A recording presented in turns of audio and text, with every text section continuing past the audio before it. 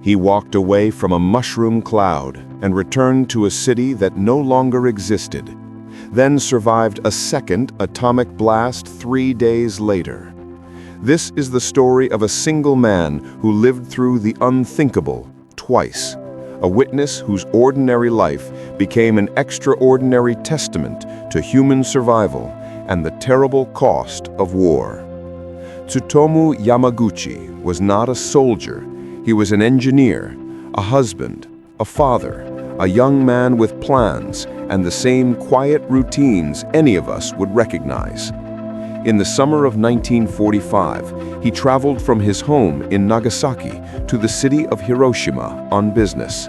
What happened next would tear the map of his life in half and stitch it back together into a story no film could invent. On the morning of August 6, 1945, Yamaguchi was standing near the Mitsubishi Heavy Industries shipyards, clipboard in hand, when the sky lit up.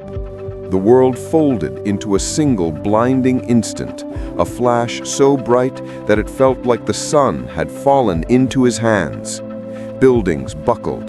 The air became a white-hot force that ripped clothing, skin, and hope away. He was thrown across the street, his eardrums ruptured, his body scorched, but he was alive. When the dust cleared, he found himself alone, among ruins and smoke. He walked through streets that were no longer streets, past faces that were not faces, but wounds. He stumbled to the river, where the water burned the hands of those who touched it. For a moment, survival was simply placing one foot in front of the other. He tended to his own injuries, helped others where he could, and, against every rough calculation of chance, managed to make it back toward his hometown. The journey home was a migration through shock. Trains stopped, roads jammed, rumors spreading like wildfire. Yet he pressed on, propelled by a single human force, to return to his family. When he reached Nagasaki 3 days later, he attempted to explain what had happened in Hiroshima. He was told to rest, to recover, and then to report for work, because the nation was still at war, and the machinery of war continued to demand service. He reported for work the morning of August 9th. That morning, history had another cruel twist in store. August 9th, 1945. Yamaguchi stood before his superior at Mitsubishi's Nagasaki office, recounting the impossible, the blinding light, the burning sky, the city erased in seconds. His boss looked skeptical, even irritated. "You must be mistaken," he said. "One bomb can't destroy an entire city." And then the window behind them flashed white. A second sun exploded over Nagasaki. Yamaguchi was thrown to the floor as glass and fire poured through the air. For the second time in 3 days, he was at the epicenter of annihilation, and for the second time, he survived. When he regained consciousness, the world was silent again, that eerie silence that follows the impossible. The office was shattered, smoke curled through the ruins, people staggered out, bleeding and burned. Yamaguchi's body, already covered in bandages from Hiroshima, was seared again. His eardrums burst once more. He stumbled home through the ruins, terrified of what he might find. His home had been flattened, but in one of history's rare mercies, his wife and infant son had survived. His wife had taken their child to bathe in a river valley that morning, a natural barrier that shielded them from the worst of the blast. They huddled together that night, surrounded by ash and the faint red glow of a burning city. 2 atomic bombs, and one fragile family that refused to vanish. Over the next few weeks, radiation sickness came for them all. Yamaguchi's hair fell out in clumps, his wounds festered, his skin peeled like paper. Many around him died, sometimes in mid-sentence, sometimes in sleep.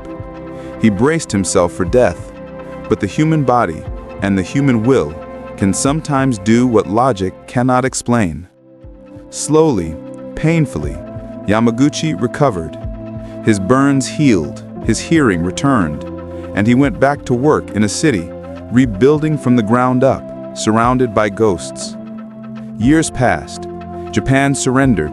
The war ended. The world entered the nuclear age. Yamaguchi rarely spoke about what he had seen. For decades, he was simply an engineer, a father, a quiet man in a recovering nation. But silence has a weight, and his memories refused to stay buried. Eventually, he began to tell his story, not for fame, not for pity, but because he believed the world needed to see, really see, what a single bomb could do. He said, "The reason that I hate the atomic bomb is because of what it does to the dignity of human beings."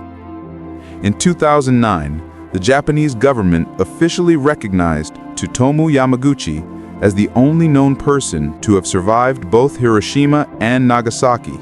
By then, he was in his 90s, thin, frail, but his eyes still alive with memory. He spoke to students, journalists, and historians.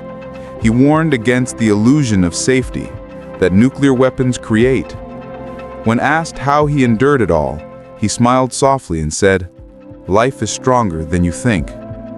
Yamaguchi passed away in 2010, 65 years after the bombs.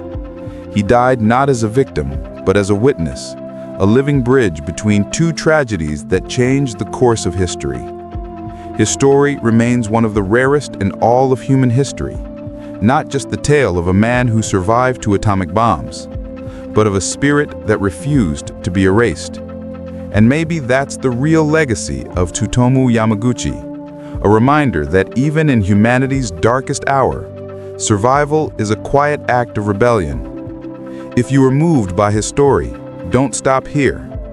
Click the end screen to watch Robin Hood, the outlaw who stole from the rich, and discover how another man became a legend by defying the impossible in a world where justice itself was outlawed.